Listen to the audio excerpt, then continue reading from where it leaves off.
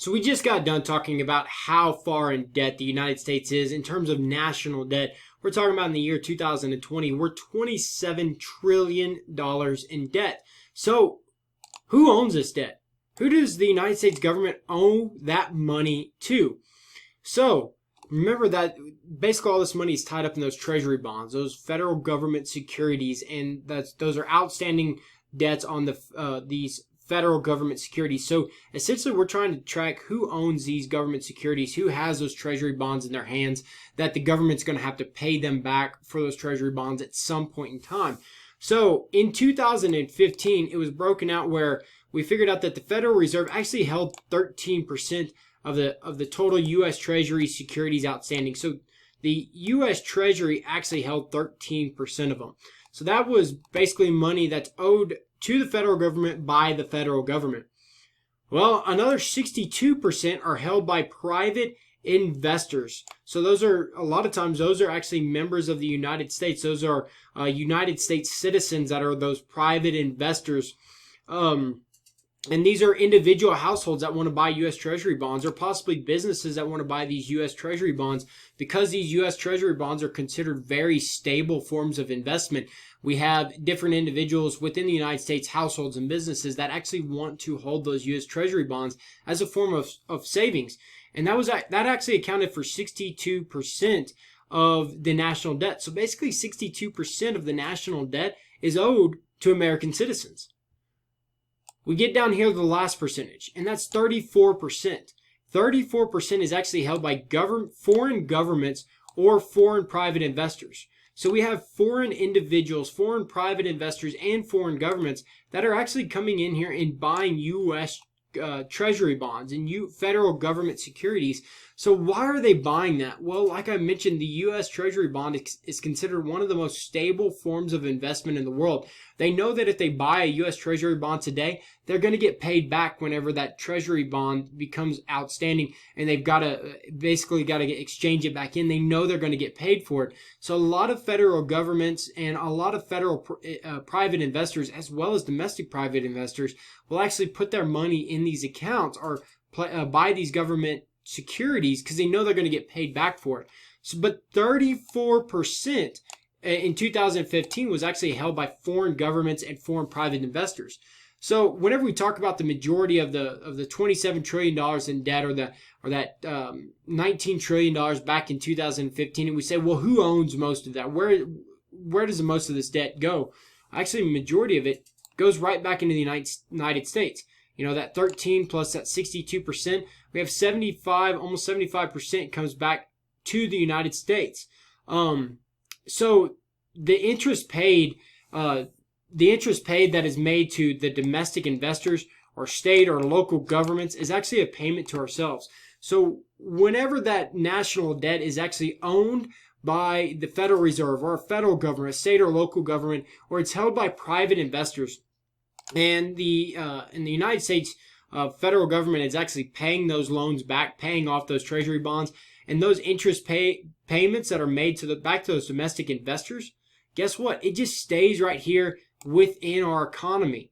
And it's basically a payment that is being made back to ourselves as a collective economy. So if we take everybody within the United States, bundle them all together, we're just basically paying back, and all that stays within our economy. This is not a drain on our national resources.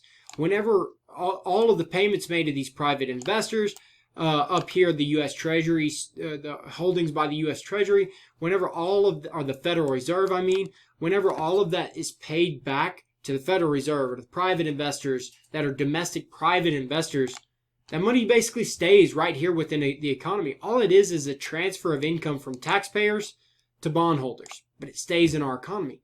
This is not a drain on our national resources.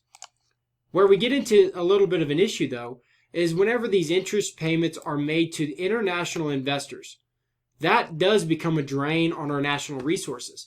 So that interest payment, not the principal, but the interest, because they've already paid us the principal. We're just basically reimbursing them their principal to where it's kind of a net zero balance. But whenever we pay them interest, we pay these foreign investors interest, that's money that's actually leaving our economy. It's putting a drain on our national resources, leaving our economy and going out to these foreign investors, going into foreign countries and staying there. It's not staying within our economy, it's leaving our economy, and it puts a drain on those national resources. Now, is that bad?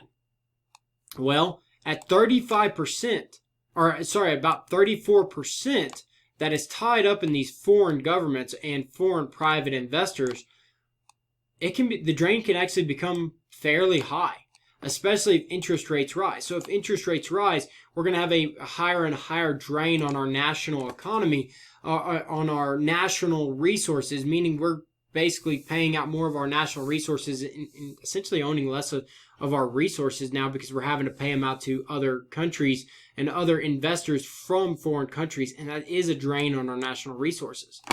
So let's talk about the national debt. We're going to have to reduce that national debt at some point in time. And what about it becoming a burden on future generations? So let's dive into that, of how this can be actually a burden on future generations. And in the next video, we're going to talk about that a little bit more in depth in a term called crowding out.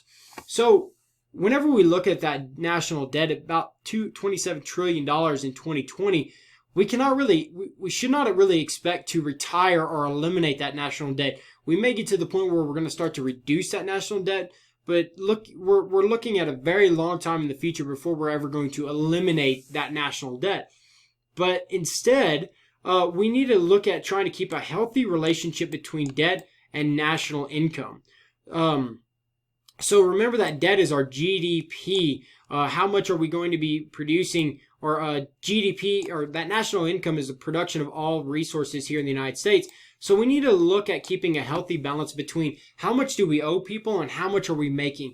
Are we making it enough to where we can at least cover our debt? So we need to cover the national debt growth, especially these interest costs of their national debt, the increasing growth of the national debt interest, with increased tax returns. We basically need to offset our additional expenses on the national debt with additional tax returns. Well, how do we do that? How do we offset? How do we increase our tax returns? Well, there's a couple of different ways we can do it. We can just simply increase taxes, or we can start producing more. Because if we're starting to produce more, then if we produce more, then we're selling more, which means we're getting taxed on more, and we're increasing our tax revenue without really increasing our tax rates. So those are a couple of different ways. We can just simply increase tax rates, or we can increase the amount of taxable items, increasing our tax returns. So as our national debt interest costs go up, we need to offset them with these increased tax returns. And there's two different schools of thought. We can increase taxes, or we can increase the amount of taxable goods we're producing within the United States. So the government has to pay off. Another thing that the government is doing is they have to pay off bondholders when bonds mature. So these treasury bonds are often, they're like 5 or 10 year treasury bonds. So if I bought that treasury bond back in 2010 and it's now 2020, it's a 10-year bond, and I've got to pay that off. Well, I have to pay it off in the year 2020. So how do I finance that? Well, I can actually just administer another U.S. Treasury bond. So I administer another U.S. Treasury bond that pays me enough to pay off the previous bondholders. So I'm basically selling more, taking the revenue from what I'm selling and paying off my debt previously. So we have to pay off the bondholders when those bonds mature. So how do we do that? It's actually done by refinancing this debt. So basically we're refinancing this debt by selling new securities.